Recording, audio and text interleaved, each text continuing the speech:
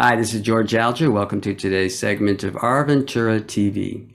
Today we're going to be talking about the future of local news. And our guest today is Fraser Nelson. Welcome, Fraser. And can you tell us a little bit about your nonprofit? Sure. Thanks, George. And hello, everybody in Ventura. Wish I was there instead of smoky Salt Lake City. The National Trust for Local News has been around actually not very long. We're still waiting for our actual 501c3 status to come through from the IRS. So we're a brand new organization. But the issue we're grappling with is one that's been around for a long time. And that is trying to figure out how best to create a sustainable future for local newspapers, particularly weekly newspapers, that really provide that baseline community information. So we're not talking about the New York Times. We're talking about little newspapers in communities that share all the news about that community, that cover the school board, the water board, which is so important out west. We know about that, and the high school football team, those kinds of things that really often provide a backbone of information for the citizens of that town. Very good. So let's dive in. What is the future of local news? Well, I think the future of local news in many ways is up to all of us. And I would ask each of the people listening to this program this morning to subscribe to their local paper. Sometimes people don't realize how much trouble these papers are in. And the reason they're in trouble is because ad revenue is shifted primarily, in fact, 90%, to Instagram and Facebook and Google. And there really isn't a lot of national advertising happening in these local papers. But these local papers are critical voices for local commerce. And we think there's a tremendous value in local community-based news. There's value in the accountability journalism that happens there, as I said, the school board and the water board and the rest.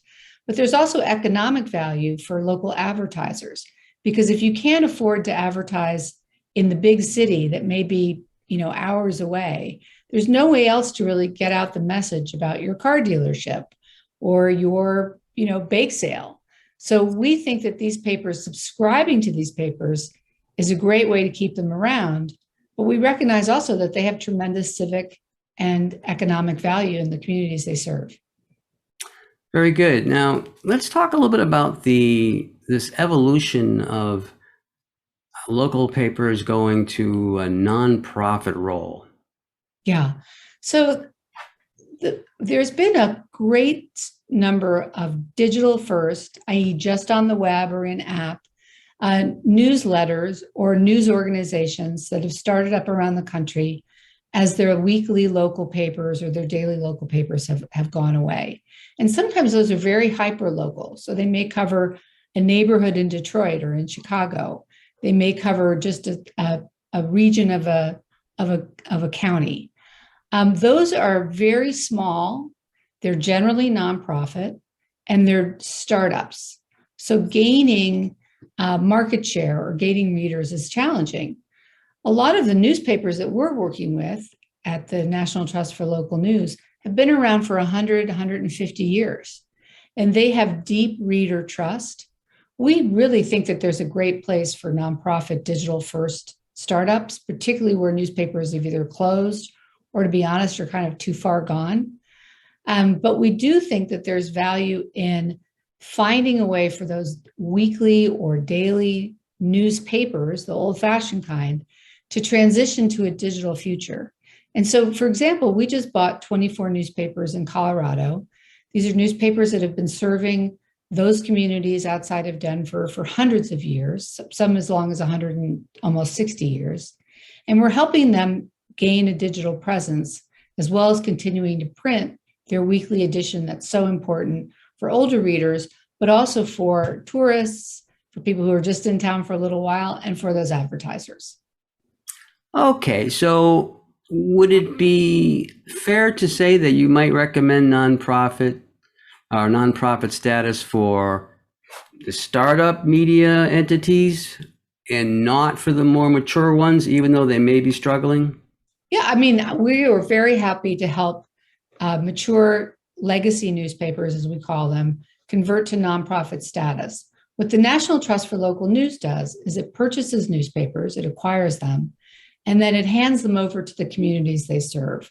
Our whole raison d'etre is local news in local hands. What we don't want to see is what we have been seeing in this country: hedge funds coming in, buying newspapers, extracting all their value, and shutting them down. We think that community-based news is best served for the community if it's in the hands of the community it serves.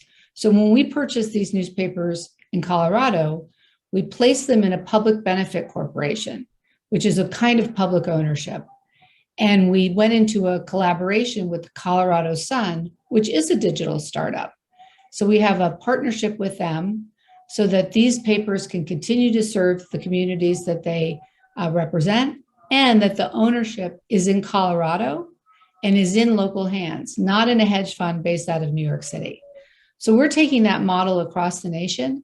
It may mean that we help a newspaper convert to a nonprofit that then is purchased by a foundation locally, a community foundation, a group of individuals, and run by those individuals. It may be that it converts to a public benefit corporation where shares of that corporation are held by individuals in the community. Or it could be an ESOP, which is an employee-owned newspaper, where the people that produce the news have ownership of the news. Any of those models make sense to us. And frankly, for-profit makes sense to us, provided the newspapers stay in the hands of local ownership and are not gobbled up by financially incentivized conglomerates. And that's what we're seeing so much in the country. Okay. So I get the importance of maintaining that local ownership, that local flavor. Do you then not see any advantage or disadvantage to just the financial model of traditional commercial media versus nonprofit media? Well, one thing to clarify is that many of these weekly newspapers are profitable and continue to be profitable. They're just not as profitable as they used to be. You know, in the old days, if you owned your town newspaper, you were probably one of the wealthiest people in that community.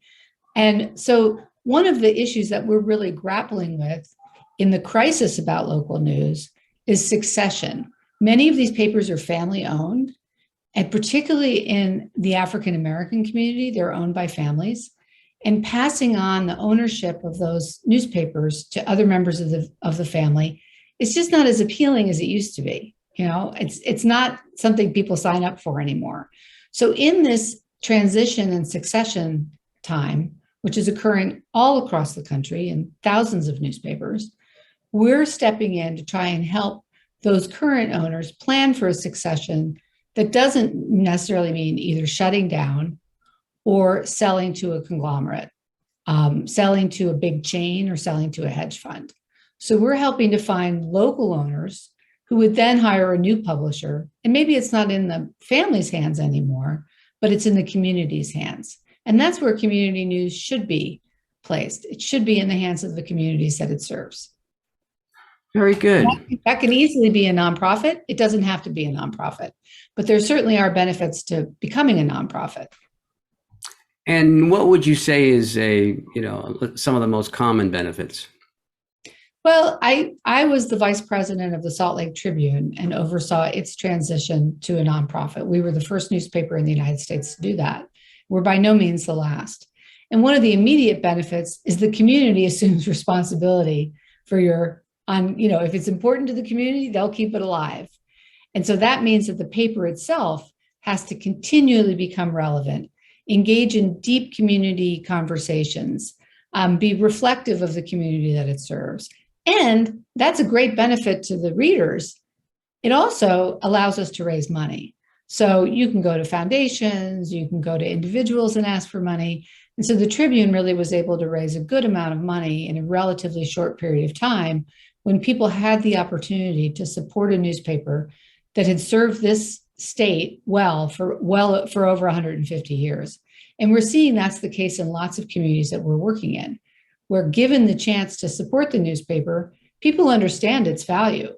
Whether it's, they still like to get the print edition and clip out the article about their granddaughter winning a, volleyball game, or whether it's knowing where to shop or what festivals are coming up or covering, local government. People understand the value of that. They don't want it to go away. And they know that the New York Times and the Washington Post and the LA Times are not going to cover what's happening at the school board in Ventura. It's just not going to happen.